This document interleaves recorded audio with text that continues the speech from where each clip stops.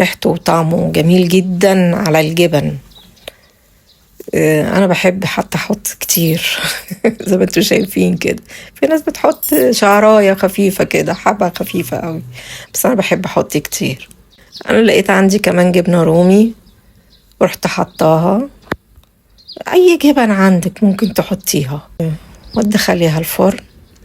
دي حفيدتي بقى صممت تعمل معايا بتاعتها، هي بتحبها مارجريتا، وقالت لي يا تيتا لازم افرد بتاعتي معاكي ومش عارف ايه. قلت لها افردي، جميلة ما شاء الله عليها.